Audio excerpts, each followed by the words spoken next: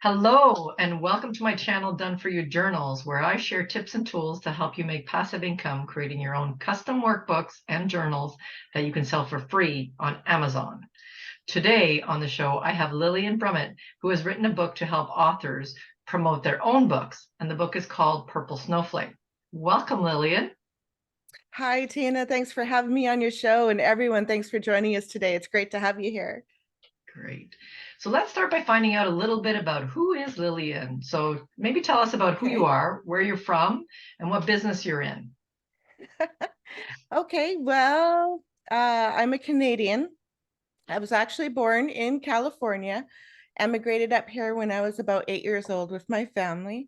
Been here ever since. Haven't looked back. Absolutely love this country. We live in the Kootenay region of BC, the westernmost province of Canada, for those of you who aren't aware where that is. And my husband and I have been together for about 33, 34 years, somewhere around there. And yeah, we live in the most beautiful region we could imagine. We moved here about 12 years ago, bought a house in the Kootenay region of BC and absolutely loving our life. Passionate about gardening, writing, blogging, and making a difference in the world. Nice. So what business are you in? I saw from your website that there's quite a few, but more along the lines to help our audience is writers. Mhm. So tell us a little bit about that and the types of books that you've written. Okay, so you're right. I mean, the Brummet Media Group acts like an umbrella to sort of house all of the activities that Dave and I, my business partner and husband, participate in. And my husband's like the musician, the teacher, the drum repair guy. That's one side of the business. The other side is regarding writing, blogging, videos, YouTube, that kind of thing. So a lot of different things going on. The things that would be of most interest to your author or to your audience in regards to writing and being an author is the Conscious Discussions blog, the Brummet's Conscious blog, which is at consciousdiscussions.blogspot.com. And when you go to the Brummet's Conscious blog, you're going to see a multitude of pages there. And I encourage you to scroll around those pages, look around the links, because there's a lot of free information for writers and authors there. Look specifically for the Just for Writers posts, which are published around the 15th of every month. We've been doing them for about a year, and we plan to do them for at least a couple more years, pending, how they're being received. But right now, they're really drawing in a lot of traffic. And these Just for Writers posts offer all kinds of links to resources and marketing opportunities and really helpful and informative author interviews, writer interviews, or people in the industry like a podcast host or someone who publishes audiobooks or something like that. So you get some insight into behind the scenes, what it's like to be in that industry and how you might be able to work with them a little bit more effectively in the future because you have an understanding of where they're coming from. So it's a real passion of ours, that particular blog. It's been going on for about 20 years now and hopefully for 20 more. Mm. When I saw it, I was like, oh my God, this is definitely a woman I want to get to know. You have a wealth of knowledge. Thank you. So I think the audience will definitely appreciate all the content that you have. Thank you. So, what made you write your first book? Well, the very first book was the Trash Talk series. That actually started based on an article that I was writing. It had been picked up internationally as a column. And so I was publishing it that way for about 6 years, maybe 7 or 8 years, something like that. And around the 6 year mark, 6th or 7th year mark, I was like, you know what? There's so much content here that I am just not able to fit into the small word count that you're allowed, in a column. And so I just wanted to share so much more inspiring information. And so I felt that, now that I had built up an audience in that regard, it was time to release a book in that. It was called Trash Talk. It's Easy to Be Green, the very first one. And that has evolved now into a 2-book series that's now available. So all our books, of course, are available on Amazon. And so, what you mean by trash talk is not being demeaning to somebody, it's actually about it's about green. Like Yes, explain it's the about book. talking about trash. So we're looking at, okay, what are you throwing away and you're commonly thrown away in your household or your business? And what are all the different R's that are involved there? So, we're looking at refuse, reconsider. We're looking at, can you rent the item instead of purchasing the item? Can you repair the item instead of, can you donate the item? There's all these different ways of looking at your trash as a resource as well, not just looking at different alternatives. So we consider about 8 or 9 different R's in the Nice. zero waste industry. Again, rent. Can you support a local industry, a local business that's hiring young people in your area, creating jobs and reducing waste by going and maybe purchasing or renting maybe you're doing a renovation in your house, and instead of purchasing a tile cutting machine, you can go and rent one. And now you're not having to purchase one, all the packaging. Now you got to store it. Now you have to maintain it. You have to have space to put it somewhere. All that's eliminated, and you're supporting a local business. So we can save a lot of money. We can, really support local just by reconsidering before we purchase. Before we get to the counter, we're looking at, like, who are we buying from? Is this a company we want to support? Are they Mhm. looking at green alternatives? Are they changing their business to be more sustainable? Are they working with an organization or a community event that, hey, we're really behind and we want to support them because that means something to us? What kind of packaging are they using? Where are they taking their company? Every single dollar we spend is a vote, more of a vote than going to the poll. I'm telling you, every dollar we spend has a larger impact on where we're taking the future of society than anything else that we do. So we look at all of those things, but we also look at, okay, well, what is the recycling industry? When we take this item to the recycling, what happens to it? We look at how much energy is saved? What kind of impact does participating fully in your recycling system have, to encourage people to be more proactive? And then we go a little bit farther. So there's a lot Nice. of R's involved in that. And so it really did take a 2-book series to make it all out there. You gave me three ideas on this. So one, trying to convince my husband to rent equipment, not an option because he's so stubborn. He wants to have his own stuff. And he says, Mhm. I will use it every year. So that's the negotiation on that. When you talked about um, reusing things, I had just seen a video on Facebook about how to make chips with the skins of potatoes and carrots. And it actually Right, was amazing. And right. the third thing you gave me an idea was, so this brings me back to the books and publishing. When you publish with a publishing company, you end up having to buy or they buy in bulk. And then those books that don't sell either get recycled or get thrown away. So, what I like about Amazon is if you decide to change your brand, you didn't have to buy your books in bulk and you can rebrand yourself without doing any harm to the environment. So, when you Oh, said like, absolutely. you're Yeah, recycling. I'm like, that's perfect. absolutely. And, the industry has completely changed. 20 years ago, it was almost entirely along the lines that you're speaking, with the big bulk books and the big investment. And slowly the industry is really embracing the print on demand. I don't know if you were around when it first started. There was a big controversy, just like it came with ebooks, big controversy. Oh, this is going to ruin everything. And everybody looked down on it. But now everybody's embracing it because they realize how valuable this is. Now we can just print the book in the country, in the region where you have purchased the book. It's reduced the shipping. We're not having to warehouse and ship and repackage and ship and repackage these books along the way, along the chain to get it to these various stores. We can just write direct to them, Yep. print them exactly how many would they need, and have it to them within a really quick period of time. The industry has completely changed. There's only a small percentage now that are working with the old format. And they're gonna have to change. They're gonna have to evolve and really get with it. Yeah. Absolutely. I love Yeah. that. So, when you created your first book, how long did it take you to sell your first book? Right away. Yeah, that year, the first year it got released, we were embraced by the local, the Recycling Council of BC embraced the book, and they bought quite a few copies and they were promoting it. We got some great reviews, a lot of schools. There's an environmental university that picked it up, some of the elementary schools. It was just picked up right away by the people that were in the industry or teaching the industry or promoting the industry of zero waste and green living and recycling industries. And Okay. so it was really picked up by them. It took a while to get it into the everyday household, to really get people to jump on board. Because when we were first producing this article, zero waste wasn't really a thing.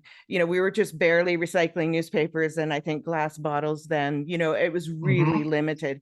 And it slowly evolved as people became more and more aware of it. Now it's in, households. It's really easy to convince someone that this is a book they need to purchase, especially when they're looking at, like, say a young person is moving into their home for the first time, their own place, and or buying their first home, and helping them learn how to, make their home and their lifestyle in this new adventure that they're coming out more sustainable, reduce waste, but save a heck of a lot of money at the same time. So Mhm. it's really being picked up, as people become more aware and realize that, hey, my actions really are making a difference and it's worth for me to do this. I'm not so small. I'm not just this little person. I can have a positive impact. There's a measurable impact by just taking this one tin can and choosing to put it in the recycling industry. But maybe I can extend the life of that tin can before I put it in the recycling industry. So there's ways of looking at it, and people are really embracing it. It's totally changed now. It's like an exciting thing to get Yeah. involved in now, as opposed to people who are like, oh, I don't know, I feel so small, and you know No, all of every little that. bit helps. So Yes. I want to ask you a question is when you were, did you ever struggle Mhm. to try and sell a book? And if so, which one was it? And what were the things that you did that worked or didn't work? you know this is the ironic thing. So how you have like a perception of what, like, as an author, I perceive that the market's going to be more receptive to this than that. And Mhm. so interestingly, one of our most recent books, a cookbook, I had put that off. We kept putting it off because I felt like, oh, there's more of an audience for this right now. Because of the contacts I had, the connections, I felt, okay, really want to pursue this manuscript first. And so we had done a couple of poetry books, and it had gotten out there, and we sold, several hundred copies. I think our first poetry book has sold like around 2,000 copies now. So it's not huge sales, but there's sales, which is pretty good Mhm. for poetry. Mhm. However, it's very difficult sale. It's a very difficult genre to get people to purchase in. People like to give it as a gift, but to put it on their own shelf, you have to really get the right audience, really Yep. highly targeted audience. It's a much smaller audience when it comes to readers than most other genres. And so that I found that was more difficult. I found lots of ways of getting around that and getting, more exposure as a poet and that, but it takes a little bit more work. The book that I thought was going to be a harder sell, which was a cookbook, because I thought, well, I'm no Martha Stewart. How is my name going to sell this cookbook, right? And so I just didn't think it was going to be the biggest seller of all of our different projects we had going. And yet, as soon as we released it last year, it's just been we've just been busy, busy, busy for the last couple of years. I think it's 18 months now, maybe Nice. 2024. Did It that could book be two feed years off of now. your recycling one? Well, sort of. I mean, the cookbook does include a lot of reducing waste, reducing your food waste. It talks about how you can save money around, how you manage your kitchen, how you can save money with your heating and your water conservation, all of those kinds of things, extending your budget. It encourages people to really participate in the 100-mile, or better yet, 10-mile diet, where you're really focusing on what is being produced locally. When we support local smaller farms, it's these people have smaller parcels and they're all specializing in whatever they're specializing in. They really care about the land and the soil, these small farmers, as Mhm. opposed to the bigger people, who are got fields and fields of one crop. And so when you have that, it's supporting, like, bees and butterflies and all these other things are being supported simply by choosing how and where we're purchasing our food, how far it's shipped, the nutrient content in our foods, the packaging involved. So it does discuss all of those things, but it really promotes, like, cooking at home, eating more healthy, cooking with superfoods, and you know, a world of flavor. So it's international flavors in this Nice. book. You know, one page Mexican, next page you're in East India, next page you're down south. Like there's all these different flavors in there, and so it keeps that. And each one has like a lot of variations at the end, so you can tweak it, you know, to your taste or what you have in your fridge. You know, we show you how these different vegetables can be substituted or what have you. It's That's an not important one. vegetarian, Mhm. and it's not like going along any kind of food fad or diet fad. Mhm. It does have a slant towards eating less meat, but there are meat dishes in there, and some of them are, you know, pretty big meat dishes. But the other one, you know, most of them are along the lines of, you know, eating more sustainably and more green, and sort of reducing, you know, heading towards that other direction a little bit, easing people in that direction. So it Okay. does have that slant to it, absolutely. I will definitely be looking at that book. Oh, great. So let's get to the good one. So how did Okay. the book Purple Snowflake come into existence? Okay, well, you know, that one really stemmed from me, you know, initially as a young writer back in what, 1999, 1998, breaking into the industry as well. You know, I had taken courses about being a writer, how to be a writer. I had run businesses in the past, so I was aware of some of the behind the scenes activities that was going to be involved, but I hadn't actually had hands-on experience. And so I was out there asking all kinds of questions. I was listening to every interview and reading every interview and every book I could get my hands on and everything, you know, just absorbing everything I could. And so I was creating all this notes, and in doing so created like brought in my business experience when it comes to business planning and organizing and developing action plans and contingency plans and succession plans and all these things, and mixing all that together into how to run my office as a business, right? And how to direct where I'm going with my business. And so eventually that evolved from being like freelance staff,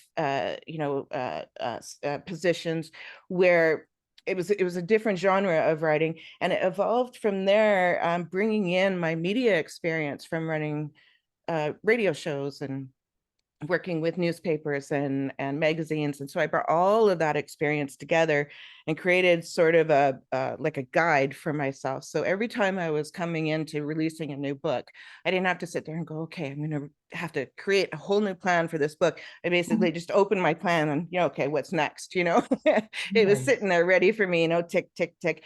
And so it was mainly for myself. And then I found myself being asked you know, I became the guru, you know, so people were coming to me and asking me all these questions. And, you know, eventually all of these answers became email drafts and stuff, that because I was answering the same questions over and over, and all of that got compiled into this book. And so the very first book was that. It was all of that put together in like an organized way to help other writers along their journey, to help the people that are coming up behind. This is how you do it. This is how you can effectively create a frugal marketing plan. This is how you can effectively, you know, run your business and take it to the next level. These are the different things that you can consider with your writing career to repurpose and regurgitate that same content and still, you know, get more exposure and what have you. And then in 2014, I think it came out in a totally new edition. And then just recently in 2021, we revised it, and we gave it a new cover just this couple months ago. So we're really excited by that. Yeah, and it's just it's a really good guide. It just walks you right through from day one. You know, you've written your manuscript, where are you going to take it from there, you know, and here's all your options. And it gives you so much advice to save money and reduce the chance of falling into the common pitfalls in the world of writing, and things to avoid, things to watch for, questions to ask when you're talking to certain individuals, how you can save money when you're looking at advertising. You know, here's what you do. You know, these are the words that you use when you're talking to people, so that, you know, they understand what you're saying and they can give you the discounts you're looking for or whatever. So it's a lot of great information in there. So where did the title Purple Snowflake come about? Okay, well, actually, that came from a discussion I had with my older brother, who's also a business owner and a phenomenal financial planner and what have you. And he gave us a lot of advice when it came to, starting up the business, dealing with taxes, all of that. And he and I were talking about how you really need to stand out. Like, there's a snowstorm of authors in any one genre, let alone if you took a look at the industry itself. So every day, I believe there's something along in the lines of between 1,000 and 3,000 books published every single day in English, every single day. So how am I going to stand out among all of those currently being published books, as well as what's already on the shelves and what's already in stock right now? How am I going to stand out like that? So you do that by shining like a purple snowflake among a snowstorm of your peers. We want to be that shiny purple snowflake. And there's a lot of ways of going about doing that. There really are. When it comes to say, I'm going to put an ad in a magazine, I'm going to research that magazine. First of all, I'm going to make sure that their circulation is highly targeted to my topic, so I'm not wasting money. I'm also going to be talking to the magazine about what kind of discounts, discount runs they might have.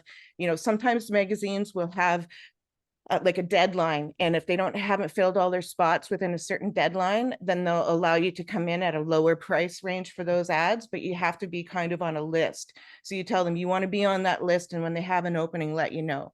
And sometimes if you have a really good relationship with them, you can specify where you want that ad to be. I want the ad to be in the middle. I want it to be in the beginning of the magazine. I want it to be at the top of the page. I want it to be near a topic. If you're running a topic on making clay drums and I have a drum teaching book, I want my book advertised on that article.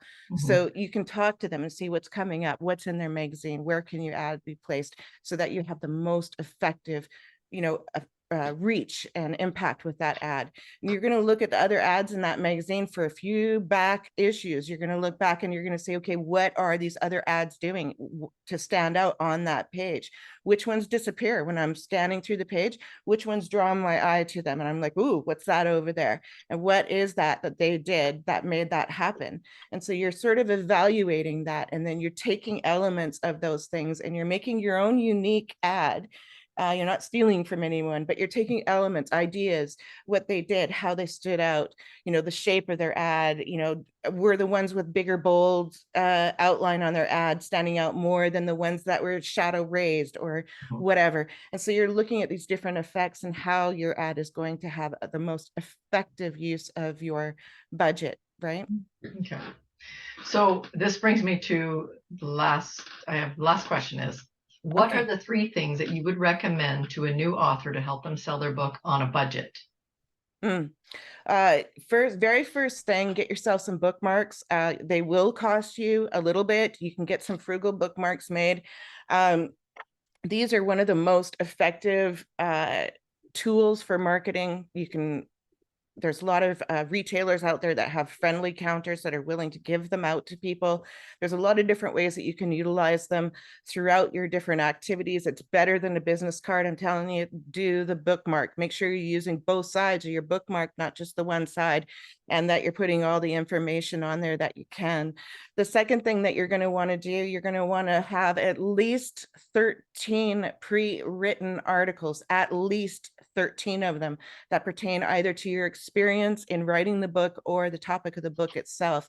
And these are things that you're going to give away to publications, blogs, newsletters, e-bulletins, in-house newsletters from different businesses. You're going to offer them as free content. And what you're going to get out of it, you're going to get your byline published, which has your links, your information about you. And if the article is quality, people are going to follow up. Who is this person? They're going to want to know about you. So that's another thing you want to do. You want to have at least 3 pre-written article Q&A interviews as well. You're going to come across a lot of publications in your queries that just don't have the time to say, I really don't have the time to do an interview with you, but if you have one already written, I'll take it, I'll publish it. So you want to have this available before you query anyone. Okay. Those are the 3 things you're going to need to do right away before you even start querying the media. Okay, great. So one more thing. Do you have a copy of your book in front of you? The Purple Cow? Did you just lose me? Hello? Hi, gotcha. There. Okay. Did you do you have a copy Oh, of you cut out your, again. do you have a copy? Can you still hear me?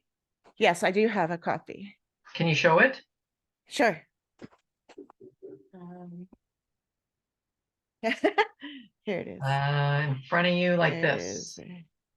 If you put it in front of your body. Oh, I like it. Nice. Okay.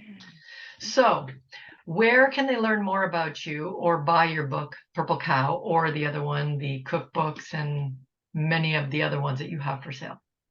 Oh, thank you, Tina. The best place for people to go really is just go on your local Amazon site, .com.ca, .co.uk, whatever it is, and just type in Lillian and Dave Brummet in the book department of Amazon, and you're going to find all of our books there. If you visit our author central page, you know, when you go and you look up a book, it'll the name of the author will be hyperlinked. You click on that, it'll take you to the author central page. There'll be a lot of information about us there. Some pages of Amazon will also show some of our videos or trailers for our books. Not all countries, not all pages show them.